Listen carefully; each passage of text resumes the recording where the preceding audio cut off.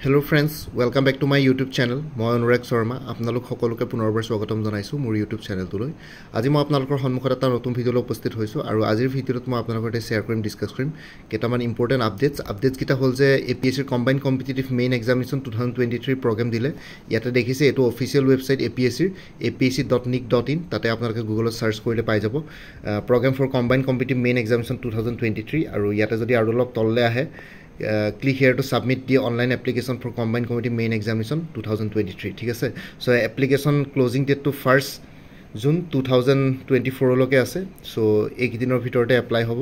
how to apply ইয়াতে দিয়া আছে মই আপোনালোকক how to apply হেখিনি বস্তু দেখুৱাই দিম আৰু ইয়াতে combined committee main examinationৰ যোনখন notification আৰু হেখন হ'ল it is for information to all concerned candidates that the combined competitive main examination 2023 will be held on 26, 27 and 28th of July 2024 as per program given below. So 26, 27 আৰু 28 July 2024 বৰ্ষত আপোনালোকৰ combined committee main examination আছে. So ইয়াতে যোনখন combined committee main examinationৰ program এখন এনেকুৱা হ'ল ৰাতিপুৱা 9টা বজাৰ পৰা 12টা বজালৈ 9 am to 12 pm to paper 1 এছে থাকিব 26 জুলাই দিনাখন ফ্ৰাইডে পৰিব ফ্ৰাইডে স্যাটাৰডে সানডে 3 দিনাখন 3 দিন আৰু আফটাৰনুনত 1:30 to 4:30 থাকিব পেপাৰ 2 জেনাৰেল ষ্টাডিজ 1 27 জুলাইত পেপাৰ 3 থাকিব জেনাৰেল ষ্টাডিজ 2 আৰু মানে ফাৰ্স্ট হাফত সেকেন্ড হাফত থাকিব পেপাৰ 4 জেনাৰেল ষ্টাডিজ 3 28 অফ জুলাইত ফৰনুনত থাকিব 9 am to 12 pm to paper 5 general studies 4 আৰু আফটাৰনুনত থাকিব 1:30 pm to 4:30 pm paper 6 general studies 5 the list of candidates along with roll numbers and e-admission certificate will be uploaded by 3rd July 2024 and 5th July 2024 so 3rd July or 5th July আপোনালোকৰ list of candidates along with roll numbers আৰু e-admission certificates সমূহ আপোনালোকে পাই যাব official website www.apsc.nic.in আৰু no e-admission certificate shall be sent separately by post আৰু e-admission certificate separately by post কাকো পঠিওৱা নহয় ইয়াতে আপোনালোকে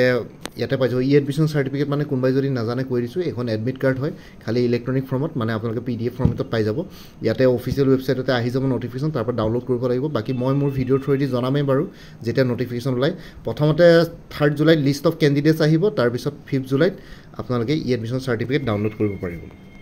এতিয়া হৈ গল guidelines for filling the online application form for CC main 2023 ঠিক আছে ইয়াতে গাইডলাইনস বিলাক হল যে অনলাইন এপ্লিকেশন লিংক তো তাতে দিয়াই থাকিব apscrecruitment.in ত যাব লাগিব তাৰ পিছত আৰু কিবা যদি কোৱেৰি থাকে টেকনিক্যাল ইস্যুস ক্যান্ডিডেটস সকলে এই ইমেইল টু ccapsc@gmail.com যোনটো গ্ৰীন কালাৰত আছে আৰু ফোন নাম্বাৰটো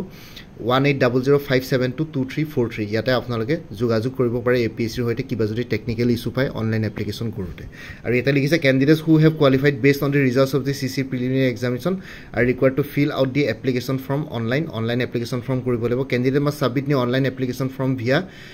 apscrecruitment.in ঠিক আছে সো ইয়াতে আপোনালোকে মই যে আপোনালোকক স্টাৰ্টিংত যে যোনটো নোটিফিকেশন দেখাইছিলো ইয়াতে দেখিছে ইয়াতে এই নোটিফিকেশনটো ক্লিক কৰিলে click here to submit online application for combined কৰি মেইন এক্সামিনেশন 2023 এই পিংক কালাৰ নোটিফিকেশনটো ক্লিক কৰিলে আপোনালোকে ডাইৰেক্টলি apsc.recruitment.in হলে ডাইৰেক্টলি গুছি যাব apscrecruitment.in হলে তাতে আপোনালোকে এপ্লাই কৰিব পাৰিব candidate must log in to the same account using for submitting the earlier online application for the preliminary examination so যোনটো preliminary examinationত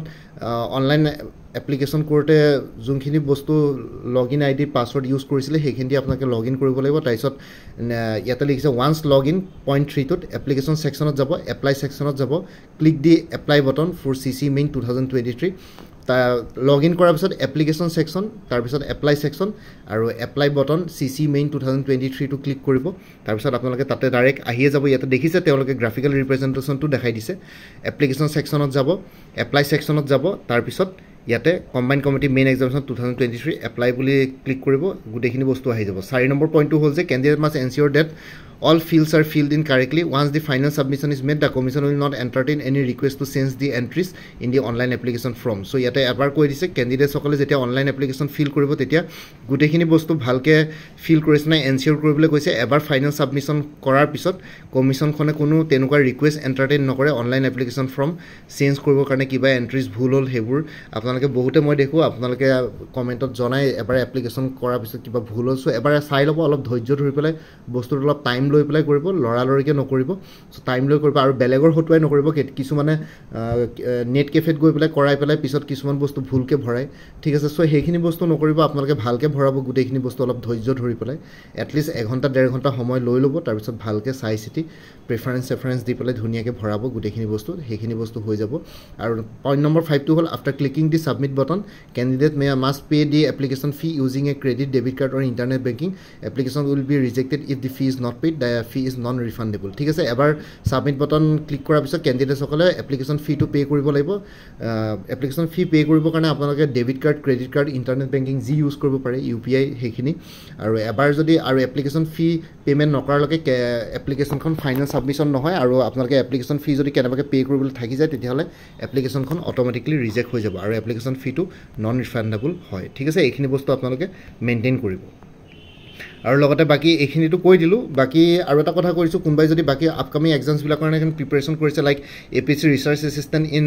ফাইনান্স ডিপাৰ্টমেন্ট তাৰ কাৰণে ফুল কোৰ্স এটা এভেইলেবল আছে 450 এই গুটেই বিলাক কোৰ্সেস যোনখিনি কোৰ্সেছৰ কথা কৈছো এইবিলাক মাল্টিপল চয়েস কোৱেশ্চনছ বেসড এক্সাম হয় আৰু multiple based কোৱেশ্চনছ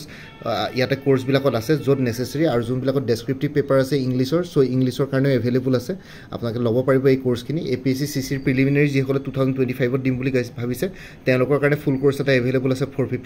Assam Cooperative Apex Bank Limited or full course at available as a 450 Apex Bank or assistant or full course APSC CDP or full course at available as a 400 general English or general knowledge or paper or full course available as a yate khali optional subjects 9 baki Assam Dairy Recruitment 2.0 or full course at available as a 450 Women and Child Development or statistical assistant or full course at available as a 400 Assam Police or full course at available as a 450 APSC Computer Operator full course at available as a 400 APSC Tourism Development Officer full course at available as a 300 Tourism Development Officer yata general English aru logote general যোনখন নলেজৰ paper মানে general ষ্টাডিজৰ paper হেখিনি গুটেখিনি cover কৰা হৈছে tourism ডেভেলপমেন্টৰ ফুল course হয় আৰু APS-C motor vehicle inspector যোনখন general নলেজৰ paper ইয়াতে cover কৰা হৈছে এট ৰুপিস 450 টুৰিজম ডেভেলপমেন্টটো 300 আৰু লগতে আপডেটেড কাৰেন্ট এফেয়াৰ্সটো আপোনালোকৰ হৈতে প্ৰত্যেক মাহে শেয়াৰ কৰা হ'ব যেতিয়ালৈকে পৰীক্ষা নহয় আৰু তাৰ কাৰণে আপোনালোকে এক্সট্ৰা ফাৰ্ডাৰ পেমেন্ট কৰিব নালাগে আৰু লগতে কাৰেন্ট এফেয়াৰ্সখিনি পাবৰ কাৰণে জাস্ট মোক WhatsAppত এটা মেছেজ কৰি জনাই দিব যে এতিয়ালৈকে বৰ্তমান এপ্ৰিললৈকে কভাৰ আছে মে মাহটো যেটো কমপ্লিট হোৱা নাই জুনৰ 1-2 তাৰিখে মে মাহৰ কাৰেন্ট এফেয়াৰ্স পাই যাব খালি জুনৰ 1-2 তাৰিখে মোক এটা ৰিমাইন্ডাৰ মেছেজ দি দিব WhatsAppত যে মই আপোনাৰ পৰা আগতে অমুকটো কোৰ্স কিনিছিলো আৰু তাৰ কাৰণে আপডেটেড কাৰেন্ট এফেয়াৰ্স খিনি লাগে মে মাহৰ তেতিয়া মই দি দিম আৰু যি সকলে অলৰেডি পাৰচেজ কৰি থব কোৰ্স বিলাক তেওঁলোকে পে কৰিব নালাগে কিন্তু কাৰবাক যদি এক্সট্ৰাকে কাৰেন্ট এফেয়াৰ্স লাগে আগতে পাৰচেজ নকৰাকে তেতিয়াহলে তেওঁলোকৰ কাৰণে পেমেন্ট থাকিব হেতু মই পিছত জনাই দিম কোনবা যদি ইন্টাৰেষ্টেড ক্যান্ডিডেটস আছে এই কোৰ্স খিনি লবৰ কাৰণে তেতিয়াহলে এই WhatsApp নম্বৰটো যোগাযোগ কৰিব পাৰে 9706557851 আৰু লগতে যোনটো WhatsApp নম্বৰ দি আছে হেতু জাস্ট WhatsApp মেছেজৰ কাৰণে এভেইলেবল কলৰ কাৰণে এভেইলেবল নহয় আপোনালোকে যোনটো কোৰ্স লাগে হেতু WhatsAppত মেছেজ কৰি খুদিব মই কোৰ্সৰ কন্টেন্টটো দিম যদি আপোনালোকে চাব বিচাৰে আৰু লগতে পেমেন্টৰ লিংক দি দিম পেমেন্ট কৰাৰ লগে লগে গুটেখিনি ষ্টাডি মেটেৰিয়েলছ WhatsAppতে PDF ফৰ্মেটত পাই যাব আৰু এই কোৰ্সখিনি ডিটেইলছটো এই ভিডিও ডেসক্ৰিপচন আৰু কমেন্ট সেকশনতো মই দি দিম আৰু কমেন্ট সেকশন আৰু ভিডিও ডেসক্ৰিপচনটো চেক কৰিব যোনখিনি ইম্পৰ্টেন্ট প্লেলিষ্ট আৰু লিংকছ আছে হেখিনি তাতে শেয়াৰ কৰিম লগতে মোৰ আৰু এটা চেনেল আছে অসমাইকো বুলি সেই চেনেলটোৰ লিংকটো এই ভিডিওটোৰ ডেসক্ৰিপচনতে শেয়াৰ কৰিছো আপোনালোকে হেতু চেনেল সাবস্ক্ৰাইব কৰি ল'ব পাৰিব সো ভৱিষ্যতলৈ এনেকুৱা কম্পিটিটিভ এক্সামছ বিলাক দিয়াৰ ক্ষেত্ৰত আৰু এক্সট্ৰা গাইডেন্স পাই যায় বাকি এই ভিডিওটোৰ ডেসক্ৰিপচন চেক কৰিব এই কোৰ্সখিনিৰ কথা তাতো উল্লেখ কৰি দিম আৰু কমেন্ট সেকশনটো মই পিন কৰি দিম তাতে এবাৰ চাই ল'ব পাৰিব লগতে ইমানে আছিল আপোনালোকে জাস্ট এই WhatsApp নম্বৰটোত মোক যোগাযোগ কৰি খুদিব পাৰে কোনটো কোৰ্স লাগে বাকি মোৰ ভিডিওছবোৰ চাই যদি ভাল পায় মোৰ চেনেলটো সাবস্ক্ৰাইব কৰি ল'ব আৰু লগতে আপোনালোকৰ যিমানখিনি ফ্যামিলি ফ্ৰেন্ডছ ৰিলেটিভছ আৰু চিনাকি এক্সপেৰিয়েন্স আছে তেওঁলোকৰ লগত মোৰ চেনেলটো শেয়াৰ কৰিব লগতে কমেন্ট সেকশনত জনাব কিবা যদি কোৱেশ্চন থাকে ডাউট থাকে মই নিশ্চয় আপোনালোকৰ কোৱেশ্চনছ আৰু ডাউটছ বিলাকৰ ৰিপ্লাই দিবলৈ চেষ্টা কৰিম বাকি আজিৰ ভিডিওটো ইমানতে সমাপ্ত কৰি আপোনালোক সকলোৰ পৰা বিদায় ললো কাইলৈ পুনৰ এটা নতুন ভিডিওলৈ আপোনালোকৰ সন্মুখত উপস্থিত হ'ম তেতিয়ালৈকে ভালকৈ প্ৰিপাৰেচন কৰি থাকক সকলোৱে অল দি বেষ্ট থাকিলে bye take care friends Bharat মাতা কি জয় জয় আই অসম